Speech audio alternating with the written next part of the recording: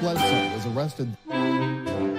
Patrick Montgomery was in court. Jonathan Manapa will stay in federal custody.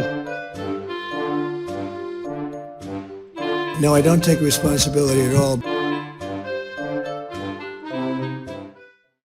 Hey everyone, welcome to the show. So 22-year-old New Hampshire resident Richard Ackerman sent a few text messages while he was on his way to D.C. So in one, he wrote, quote, "I will be going to see the action in these riots/protests. In another, he said, quote, "If I get shot down there, just remember that I thought highly of you." So Ackerman only watched a portion of Donald Trump's speech, and then he headed to the Capitol, and he was seen on the Capitol grounds. He picked up a police helmet and he put it on. And then a while later, Ackerman was seen outside of the entrance to the Lower West Terrace Tunnel. So he was seen flipping the police off. They were under assault at the time. And Ackerman was seen throwing an empty water bottle at them. And then Ackerman moved over to a Capitol window. And he was standing there watching as this woman, you guys will probably remember her, January 6th convict Rachel Powell. She was repeatedly striking the window with an ice axe, and then she started using a large tube like a battering ram to break it. So after the window was shattered, Ackerman was seen on video. He was hugging her, like in celebration. And he left the Capitol sometime after that, and he shared pictures of the stolen police helmet on Telegram, shared that along with some hashtags, hashtag DC and hashtag fuck the police. And Ackerman added a couple of stickers to the helmet. This is interesting. One of them was a sticker for a group called NSC 131.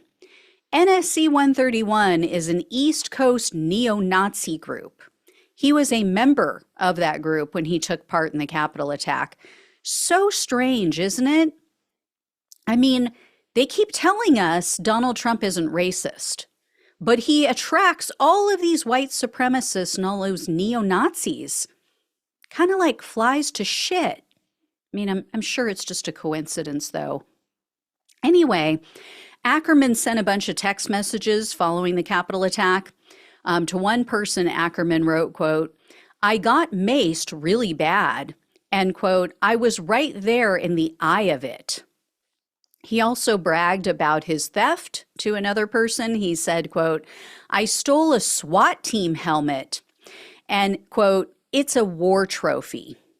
And then he boasted about the helmet to a few other people. And of course, because he's a MAGA man, he embellished. He made himself sound like some sort of badass. Ackerman told one person, quote, "I stormed the Capitol and grabbed a helmet off of the SWAT team." Yeah. And, quote, "I ripped a chair out of the office and circled it around. It ended up getting thrown at the police." So again, he found the helmet on the ground, and also there's no evidence that he ever entered the building or touched a chair.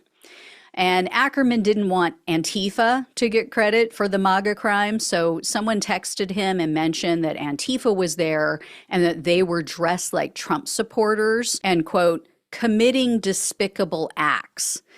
And Ackerman replied to that person and said, quote, "There might have been a few, but they only came along for the ride. I was there, and the people who fought at my side were Americans." I mean, I guess then, people who consider themselves to be Antifa aren't Americans in his mind. Nothing more American than being anti-fascist, so I would beg to differ. But anyway, Ackerman was arrested on June 20th of 2023, and he was charged with entering a restricted building or grounds, disorderly conduct on restricted grounds, civil disorder, and resisting or impeding officers, also theft of government property. In April of 2024, Ackerman pleaded guilty to 2 crimes, so civil disorder and theft of government property. So he was facing up to a combined 6 years in prison, 6 years of probation, and $350,000 in fines. The government, though, requested only 10 months in prison, 3 years of probation, and $2,000 in restitution. And in the sentencing memo, the prosecutor mentioned the, quote, untimely deaths of his mother and brother, and the fact that Ackerman has a history of substance abuse. They also said that Ackerman violated his pretrial release conditions in this case because he relapsed. The government, though, made a point to state that nothing in Ackerman's history warranted a downward variance in his sentencing. Unfortunately, U.S. District Judge Timothy Kelly presided over Ackerman's case.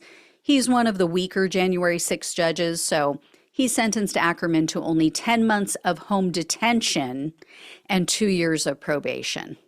So, as usual, Judge Kelly has turned the Capitol insurrection into a joke. I understand, this isn't someone who physically harmed anyone, but he pleaded guilty to a felony. Civil disorder is a felony that comes with a 5-year maximum sentence. That alone doesn't warrant some time behind bars. It is just infuriating, especially, when you see other cases and compared to them, this guy just skated. I mean, look at Pam Hemphill, who I've had on this show. She got 6 months in prison. Hemphill pleaded guilty to misdemeanor, to a misdemeanor of parading in a Capitol. So, how does this guy's sentence make any sense? Or she may have gotten, can't remember if it was 90 days or 6 months, but she received time in prison for a misdemeanor. He got nothing, no time behind bars. Home detention. Ooh, don't threaten me with a good time. I mean, he gets to sit at home and watch TV. Big effing deal. This is not going to deter anyone. So anyway, I will let you all know if I hear any more. Thank you so much for watching and listening. Please like this video, share it with everyone you know, become a subscriber if you have not. Please donate if you can. Love you all. Take care. Talk with you soon.